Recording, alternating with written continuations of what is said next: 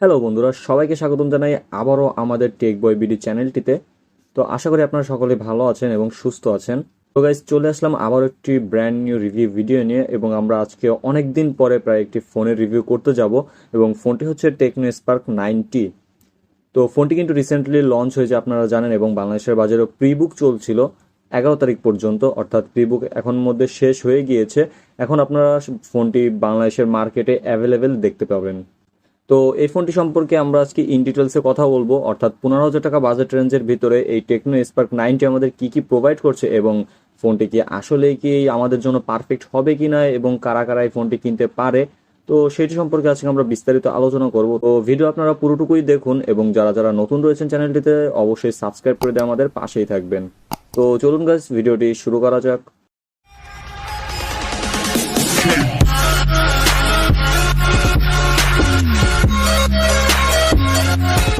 Tecno Spark 9T ফোনটি যদি আমরা ডিজাইন নিয়ে কথা বলতে যাই, তো প্রথমে আমরা দেখতে পারবো ফোনটি কিন্তু একটু বক্সি টাইপের রাখা হয়েছে, অর্থাৎ কিছুটা রাউন্ড আবার কিছুটা বক্সি, অর্থাৎ ফুল বক্সি করা হয়নি। এছাড়া ফোনটির পিছনে আমরা দেখতে পারবো দুটি ক্যামেরা হাউস, বড় বড় দুটি ক্যামেরা হাউস দেখতে পারবো, যেখানে 3টি ক্যামেরা প্রোভাইড করা হয়েছে টোটাল, এবং একটি ফ্ল্যাশ লাইট। এছাড়া ফোনটি কিন্তু ব্যাক সাইডে প্লাস্টিক, এবং ফ্রেমটিও কিন্তু প্লাস্টিক বিল্ড। তো ফোনটির ব্যাক সাইড পলিকার্বনেট হওয়া সত্ত্বেও কিন্তু ফোনটিতে খুবই সুন্দর এবং অসাম টাইপের একটি গ্লসি ফিনিশিং দেওয়া হয়েছে। তো ফোনটি দুটি কালারে আপনারা পেয়ে যাবেন, একটি হচ্ছে কোয়ান্টাম ব্ল্যাক এবং বুরানো ব্লু। তো এই দুটি কালার কিন্তু খুবই প্রিমিয়াম কালার, এবং খুবই সুন্দর গ্লেসি ফিনিশিং দেওয়ার কারণে ফোনটির আউটলুকটি দেখতে কিন্তু খুবই অসাধারণ লাগে। তো ফোনটির ব্যাক সাইড যেহেতু পলিকার্বনেট বিল, তো সেই ক্ষেত্রে স্ক্র্যাচ কিংবা ফিঙ্গারপ্রিন্ট কিন্তু খুব সহজেই পড়ে যাবে, তো সেই ক্ষেত্রে ব্যাক কভার ইউজ করার রিকমেন্ড থাকবে। এছাড়া সামনের দিকে আসলে কিন্তু আপনারা একটি সেলফি ক্যামেরাও পেয়ে যাবেন।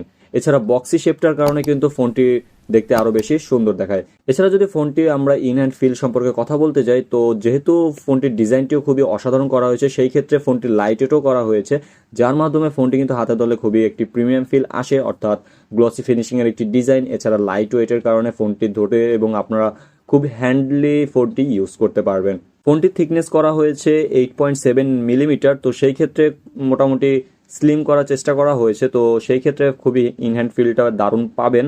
এছাড়াও ডিসপ্লেটা কিন্তু আহামরি বড় না, অর্থাৎ ওয়ান হ্যান্ডে মোটামুটি আপনারা খুব সুন্দরভাবে ইউজ করতে পারবেন।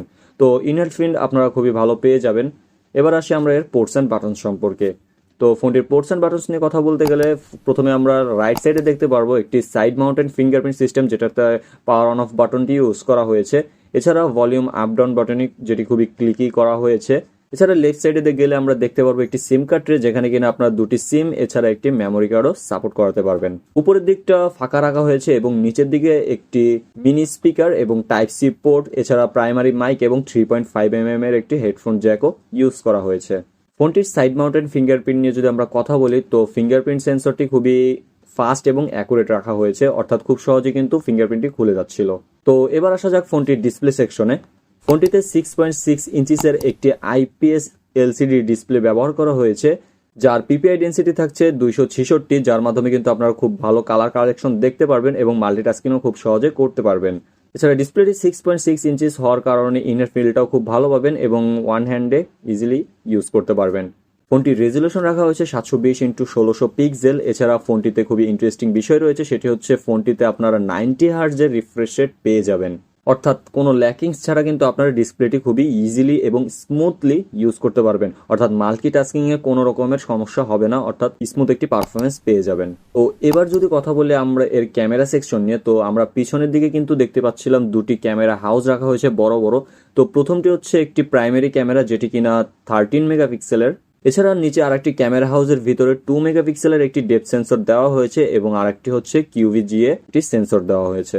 অপরদিকে আমরা যদি সেলফি ক্যামেরার দিকে যাই, সেখানে আমরা 32 মেগাপিক্সেলের একটি ওয়াইড অ্যাঙ্গেল ক্যামেরা দেখতে পারবো। তো প্রাইমারি এবং সেকেন্ডারি ক্যামেরা দুটি দিয়ে কিন্তু আমরা 1080-তে 30 FPS এ ভিডিও শুট করতে পারবো। তো এর ক্যামেরা পারফরমেন্সও কিন্তু মোটামুটি ভালোই, ডে লাইটে কিন্তু ভালো ছবি দিচ্ছিল এবং শার্প ছবি দিচ্ছিল, কিন্তু কিছু কিছু ক্ষেত্রে এর ন্যাচারাল কালার কারেকশনটা কিন্তু হচ্ছিল না, অর্থাৎ কালার কারেকশনে কিছুটা বিভ্রান্তি থেকে যাচ্ছিল। কিন্তু সেলফি ক্যামেরাটি কিন্তু খুবই অসাধারণ। 15,000 টাকা বাজেট রেঞ্জের ভিতরে 32 মেগাপিক্সেলের একটি সেলফি ক্যামেরা প্রোভাইড করা হয়েছে, অর্থাৎ ফোনটি মূলত সেলফির জন্য মোটামুটি বেস্ট হতে চলেছে। অপরদিকে টেকনো স্পার্ক 9T ফোনটিতে MediaTek Helio G37 চিপসেটটি ইউজ করা হয়েছে, যেটি কিনা 12 ন্যানোমিটার আর্কিটেকচারে বিল্ড করা একটি অক্টাকোর প্রসেসর। ফোনটিতে জিপিইউ হিসেবে থাকছে GE8320। এছাড়া ফোনটিতে ওএস হিসেবে থাকছে অ্যান্ড্রয়েড 12 এবং HiOS 8.6।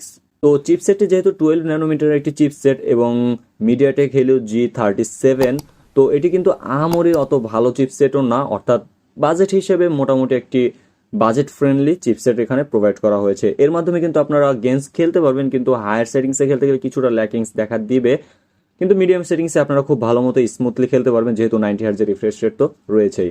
তো সেক্ষেত্রে আপনারা একটা স্মুথ পারফরমেন্স পেয়ে যাবেন গেমিংয়ের দিক থেকে। এছাড়া কিন্তু আপনারা এখানে ভালো একটি ইউআই দেখতে পাচ্ছেন, HiOS 8.6। এছাড়া অ্যান্ড্রয়েড 12-এর সাথে কিন্তু ইউআইটি রয়েছে। এবার যদি আমরা কথা বলি ফোনটির র্যাম রোম নিয়ে, ফোনটি কিন্তু বাংলাদেশে 4GB র্যাম ভেরিয়েন্ট এবং ইন্টারনাল স্টোরেজ 64GB এবং 128GBতে পাওয়া যাচ্ছে। এখন বর্তমানে 128GBটাই অ্যাভেলেবেল রয়েছে, যেটি কিনা 14,990 টাকায় পাওয়া যাচ্ছে, যার প্রিবুক কিন্তু অলরেডি শেষ হয়ে গিয়েছে। 11ই আগস্টে সবাই সবার ফোন হাতে পেয়েও গিয়েছে অলরেডি। তো সেই ক্ষেত্রে এখন আপনারা বিভিন্ন শপে হচ্ছে এই ফোনটি অ্যাভেলেবেল পেতে যাচ্ছেন। তো 128GB ভেরিয়েন্ট কিন্তু আপনারা পেয়ে যাবেন। এছাড়া ফোনটিতে কিন্তু মাইক্রোএসডি কার্ড স্লটও রয়েছে, যার মাধ্যমে আপনারা এক্সটার্নাল মেমোরি পেয়ে যাবেন। তো ফোনটিতে যেহেতু 4GBর র্যাম ব্যবহার করা হয়েছে, তার সাথে কিন্তু আপ টু 3GB ভার্চুয়াল র্যামও প্রোভাইড করা হয়েছে।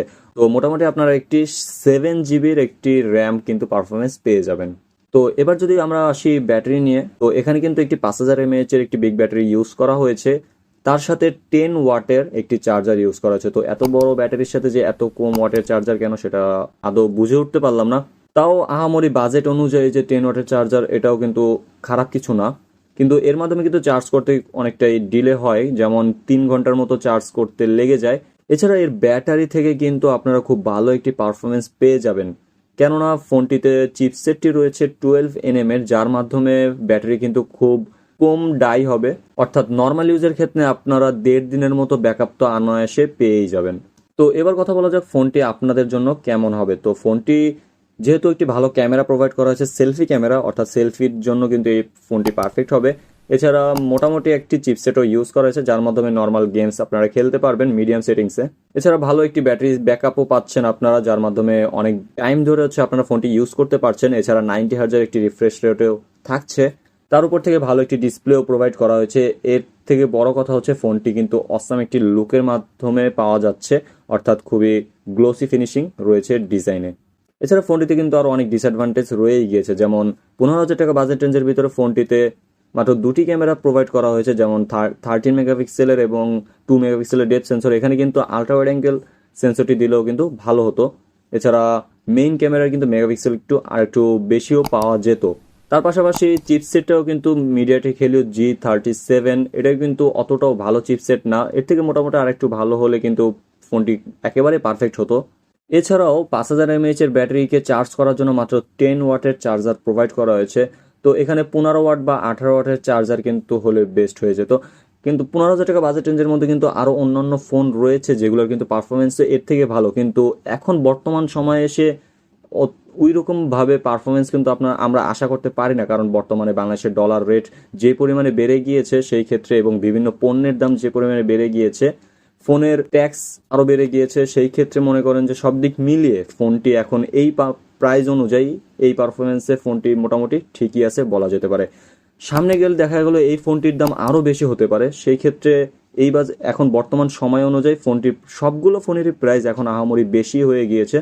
তো সেই বাজেট অনুযায়ী এই ফোনটি কিন্তু অত আহামরি বেশি না, ভালো পারফরমেন্সই প্রোভাইড করছে, ভালো ভালো স্পেসিফিকেশন কিন্তু রয়েছে। তো সেই দিক মিলে সব দিক থেকে মোটামুটি ঠিকই আছে। তো ফোনটি আপনাদের কাছে কেমন লেগেছে সেটি অবশ্যই কমেন্ট করে জানাবেন, এবং ফোনটি যদি ভালো লেগে থাকে তাহলে আপনারা অবশ্যই এই ফোনটি কিনতে পারেন। তো গাইজ, এই ছিল আজকে আমাদের ভিডিওটি। তো ভিডিওটি যদি ভালো লাগে থাকে তাহলে অবশ্যই লাইক করতে ভুলবেন না, এবং চ্যানেলটি সাবস্ক্রাইব করে দিয়ে আমাদের সাথেই থাকবেন। তো এখন থেকে রেগুলার দেখা হবে ফোনের নতুন নতুন রিভিউ নিয়ে, তো সেই ক্ষেত্রে আমাদের পাশেই থাকবেন। তো দেখা হচ্ছে আরও একটি নতুন ভিডিওতে, ততক্ষণ পর্যন্ত খোদা হাফেজ।